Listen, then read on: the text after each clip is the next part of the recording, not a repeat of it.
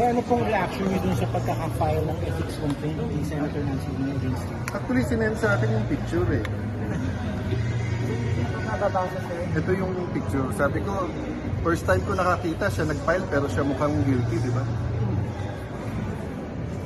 So, simpleng-simple lang naman to eh. Isa lang pinag-uusapan natin dito. Magkano talaga ang Senate building? Dapat ba talaga natin gastusin ng 23 billion or more? We started this investigation, this review, na wala tayong sinasabing may anomalya, wala tayong sinasabing may irregularity. Simple lang, 23 billion kasama yung sa lupa, masyadong mahal. What did Senator Binay do?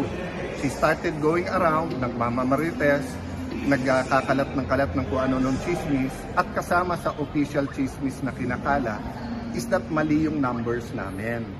She can correct it anytime. And let me address this to her now. Senator Nancy, linawin na lang natin itong lahat. Mahinahon, sa tama, napaka-busy ng ating bansa, napakaraming problema. Magkano ba talaga ang Senate building? Of course, kasama lupa. Kasi DPWH mismo ang nagsabing, hindi pa nila malaman hanggang magkano aabutin eh. DPWH mismo nagsabi, hindi pa tapos lahat ng plano. DPWH mismo nagsabi na 21.7 billion so far. So far. And Senate Finance na nagsabing mahigit 1 billion yung lupa, so 23B. So eyes on the ball tayong lahat. Ang ginagawa ni Senator Nancy from the start, nililito tayong lahat eh.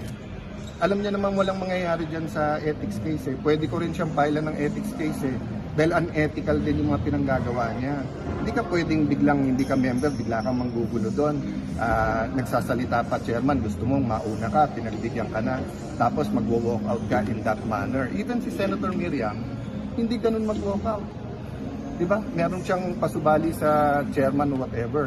Pero anong mangyayari kung kakasuhan ko rin siya sa ethics, di ba? Although that's always an option, papasok ako doon sa ginugulo lang niya. Balik tayo sa issue. Bakit 663 million sa landscaping alone? Di ba?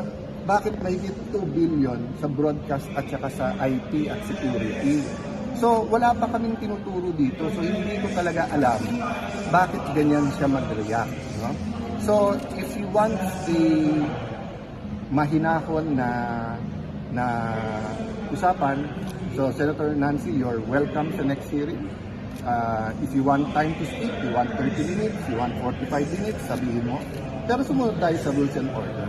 Pero yung guguluhin mo yung hearing, I won't take that sitting down. Diba? I won't take that sitting down. Part of me regrets what happened. Part of me regrets na parang pareho tayong senador, hindi ba natin pwedeng ayusin ito? Nakita nyo ba the next day, pati yung sinabi kong Senado to, hindi to palengke, pati yung ginawang issue. But may nakita ka na bang palengke na 24 na nakabarong ang nagbebenta, na bago magsalita yung sa palengke, isa-isa magsasabi ng, Mr. Chairman, pwede ba magsalita? Ang aming galunggong, ganito na ang presyo. Ang palengke, kaya nga masarap puntahan, sabay-sabay nagsasalita, pare-pareho binibenta, yung iba-iba, may mga suki ka, kaya nga ganun yung palengke, di ba? Pero pati yung gustong gawin issue, bakit? Di ba? Gusto niya gawing issue yon kasi gusto nga niya mawala ang focus natin, which is magkano ba talaga yung building, kailan ito matatapos, at tama ba yung paggastos natin ng pera dyan. So, foremost, ako, I will focus on that. So, thank you for asking me. And I think, I leave it to the people to see through yung shenanigans o etong paggagawa ni Senator Nancy. But I don't regret exposing na nagmamarites siya. Kasi yun talaga ginagawa niya. Ikot ng ikot, sa interview sinasabi na mali yung numbers.